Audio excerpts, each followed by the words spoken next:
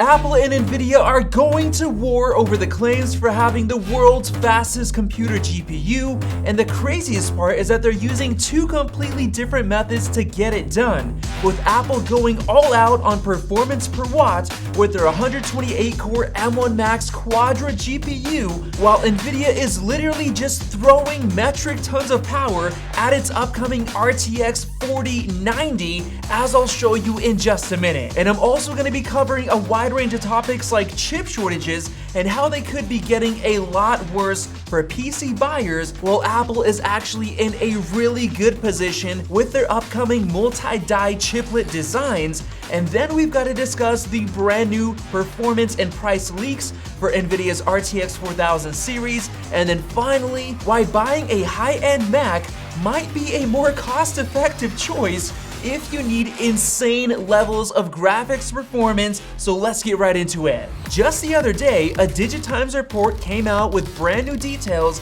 about the upcoming RTX 4000 Ada Lovelace GPUs that are extremely positive from a performance point of view. And that comes after a bunch of other details that have already come out. But before we dig into what all of this could mean for these new Nvidia GPUs, we've got to discuss Apple's major plans. Mark Gurman, who was the most reliable Apple leaker out there, has already confirmed that Apple is working on much more powerful chips with 2 and 4 times the number of CPU and GPU cores than their current M1 Max chip. And the way they're gonna do this is by literally taking those M1 Max dies and combining them together into a single system-on-chip package by using some form of high bandwidth infinity fabric to connect them all together to minimize efficiency loss. And in one of my previous videos, I actually estimated the performance of the 4-die M1 Max Quadra chip in terms of the cross-platform 3D Mark Wildlife Extreme benchmark,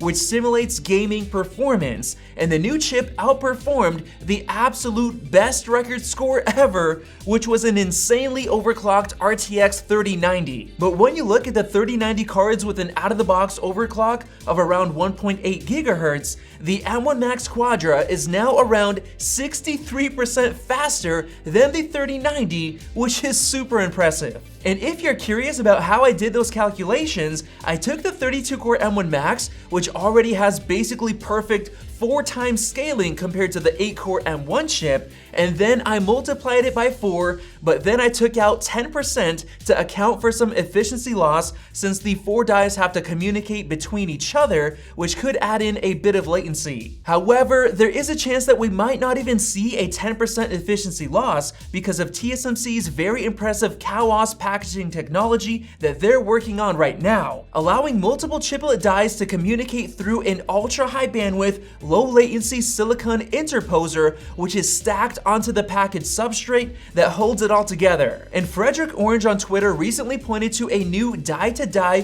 interconnect technology from Synopsys with up to 112 gigabits per second bandwidth per lane, which is something Apple can use to connect 2 or 4 dies together. But the point that I'm trying to make is that the technology needed to combine multiple dies, like what Apple is planning on doing, is already here and in the works. But the best part about going this route is that every component within each M1 Max die will be put to use. So the M1 Max Quadra will have 8 sets of video encoders, including 8 ProRes encoders and decoders, compared to the current RTX 3090, which still has just a single set of encoders and decoders. It'll also have 16 Thunderbolt 4 controllers, 256 gigs of unified memory, which can be used as VRAM, and of course, 40 CPU cores. But the best part about all of this is that Apple's unified memory architecture is extremely efficient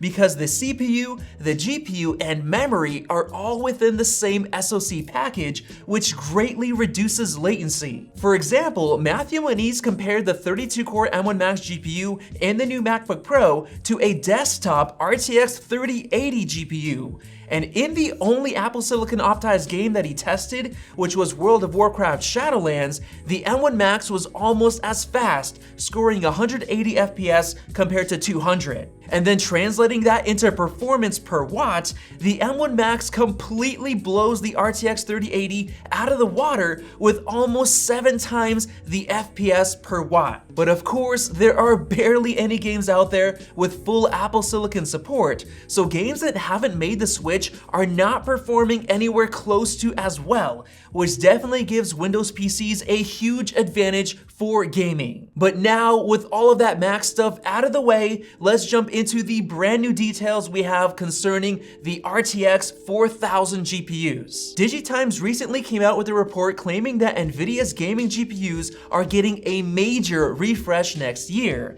and apparently it's going to be based on a new Ada Lovelace architecture, which will be built on TSMC's 5nm node, which is what Apple's current M1 Max chip is built on. And interestingly, they mentioned that Nvidia's data center GPUs will be built using TSMC's CoWoS technology, which means they could be combining dice together in a package like what Apple's going to be doing. But for the regular RTX 4000 gaming cards, Nvidia is going to be sticking to the traditional monolithic die tech, so let's get into what that means. First of all, monolithic dies are massive. Just look at this image of the RTX 3090 die, which is 628mm squared, literally just by itself, compared to the entire M1 Max die, which is estimated to be 429mm squared, which also includes things like the CPU cores, the media engines, the Thunderbolt controllers, the secure enclave, the memory buses, and much more. And because of that, the monolithic die is going to be more expensive because larger dies mean lower yields, since you can't use up as much of the edges of a silicone wafer, and if you have fatal flaws within the wafer or the dies, you have to throw away a larger portion of it. But with Apple's multi-die method, they will have immensely higher yields since the dies on the wafer are much smaller and they can combine them after the fact, so it's going to cost Apple significantly less cash per die. And as far as the actual prices for the RTX 4000 series, we recently got a report that those cards will be around 10% more expensive because TSMC recently announced a price increase for their 5nm wafers by up to 10%. But luckily for Apple, TSMC is giving them special treatment by only raising prices by 3% just for Apple because they're expecting a higher number of orders. But because of the high 10% increase for Nvidia, some YouTubers like Red Gaming Tech and Gamer Meld are expecting the RTX 4090 to cost between $1,600 and $1,700 compared to the 3090's current MSRP of $1,500. But of course, because of all of the chip shortages going on, including the whole issue with scalpers reselling GPUs, the real price of the RTX 3090 is actually more than double that, with the least expensive 3090s out there selling for over $3,000 right now. And according to Nvidia CEO, the pain isn't gonna end until at least the end of 2022. And to make things worse, there's a new Raptorium cryptocurrency that apparently works best with AMD's CPU processors instead of using graphics performance, which could potentially cause a huge shortage of CPUs as well. But in Apple's case, everything is built into one package, and right now, they seem to be immune to the chip shortages because if you order a 32-core M1 Max MacBook Pro, you can get it before Christmas, and it's at the same price as MSRP, unlike all of those graphics cards. And the reason for that is because Apple's chips are completely scalper proof since they're built into the Macs. So the point that I'm making is that if these supply shortages continue for the next couple of years, Apple is gonna have a huge advantage with their M1 Max Quadra Mac Pro since it'll be reusing these M1 Max dies that are already readily available. So because of that, we could actually reach a point where it'll make more sense to buy a Mac to get a seriously high level of graphics performance instead of trying to find an RTX 4090, which could be in short supply. And the M1 Max Quadra will benefit from having up to 256 gigs of VRAM and 8 sets of video encoders, which is currently the biggest limitation for things like video editing. However, it looks like Nvidia is gonna have the upper hand in terms of performance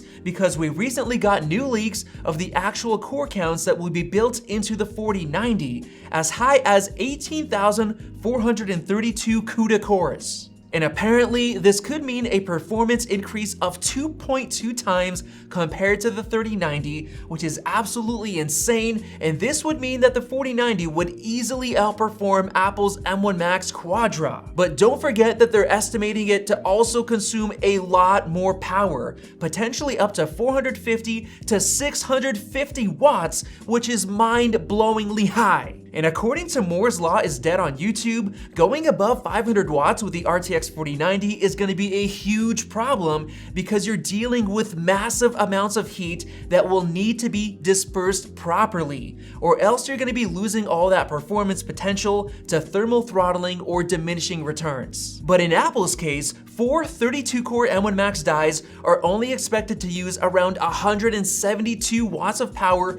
under full GPU load, which is much easier to handle and cool down. But even still, the RTX 4090 will likely outperform the best that Apple will have to offer next year, which is very impressive. The only question is, how bad are the shortages gonna be, and how high will the real price of this GPU go thanks to all of the scalpers? Because if things continue to go at this rate, buying an Apple Mac might actually make more sense if you want a GPU powerhouse, but I guess we're just gonna have to wait and see. So there you guys go. If you enjoyed this video, go ahead and click the circle above to subscribe for more videos like this one, and definitely check out one of those two right over there. Thanks for watching, and we'll see you in the next video.